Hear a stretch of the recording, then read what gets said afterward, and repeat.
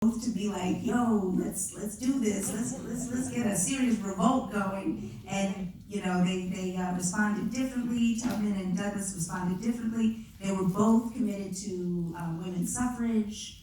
They were both active in the Civil War.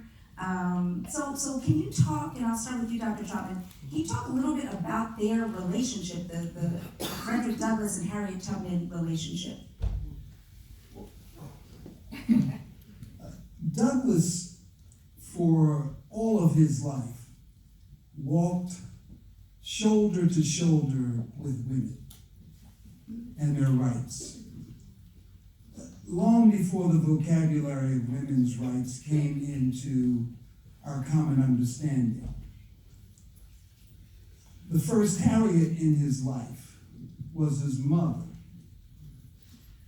And through the whispers and hushes and the secret conversations that took place on the plantation, the Y plantation on the eastern shores of Maryland, Douglass learned not only to love women as people, but also to listen to their wisdom.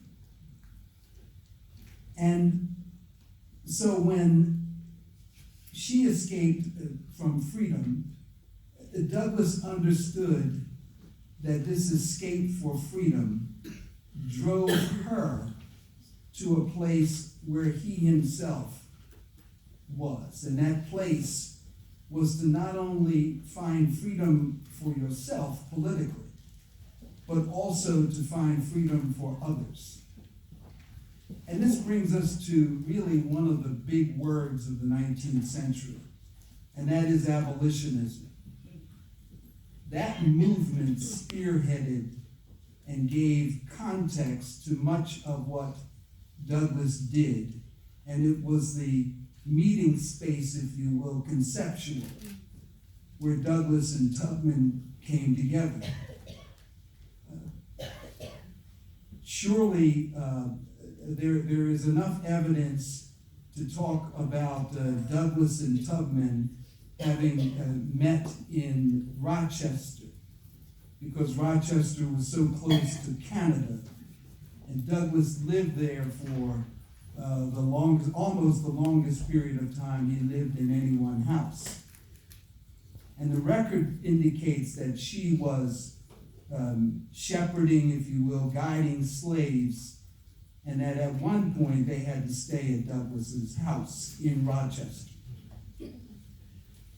They also met in Philadelphia, and I don't want to get ahead of your questions, but part of that had to do with the 100 conventions. Philadelphia, as the cradle of the largest number of free black people in the country, was very active.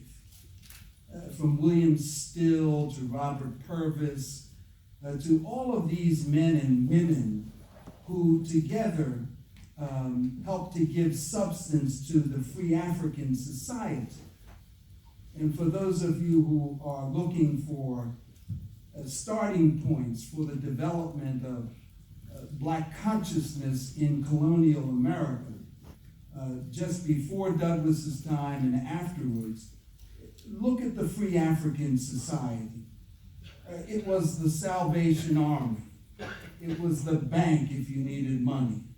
It was the resource for how do you get out of here. I want to move. I want to take care of my family. So that was one of the additional intersections. And then, of course, in terms of Douglass's respect for Tubman, he wrote a beautiful letter to her when one of the white women in the abolitionist movement was going to write a book about her. And he remarked that, I've been public for a long time, but you've been working in the dark, in secret places.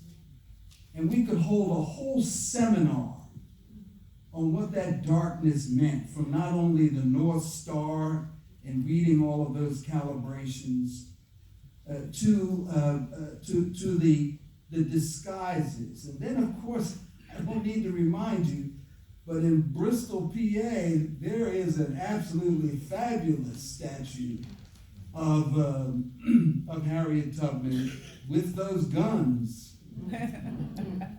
And she meant business, and Douglass understood that. But I think it's important to add that we're not talking about people who were in the chorus of freedom fighters.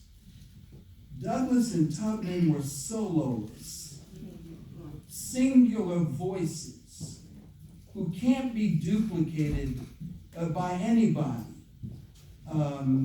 She had much to do with, I think, motivating Douglass to continue to struggle in public with the political as well as with the other members of the abolitionist party who frequently went head to head with him over the things that he wanted to do.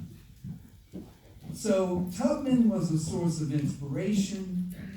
They met at various places, and John Brown is a critical figure in all of this. And please take time to reconsider John Brown. Douglass did so in 2 speeches. He said, we call John Brown crazy. But that's because we haven't thought more deeply about what John Brown was doing. The real craziness, Douglass said, was slavery itself. That was the craziness.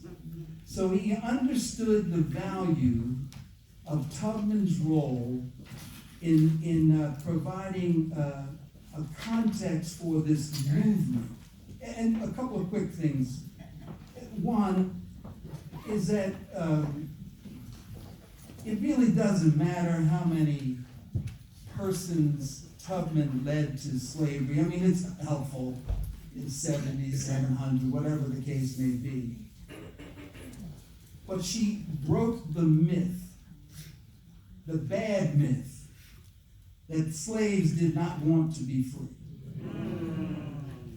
And every idea that is a good idea moves humanity forward.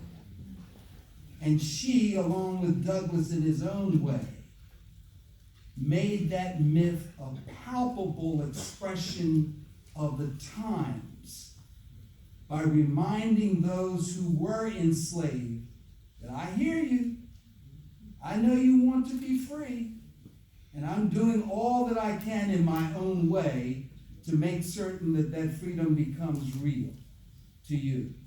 So the point to be made is that Douglass and Tubman interacted. They knew about one another. He sent her essentially a love letter, and I think it's 1848, in which he said, I know your work, I respect your work, it's essential work. So they were very close in the struggle, if you will.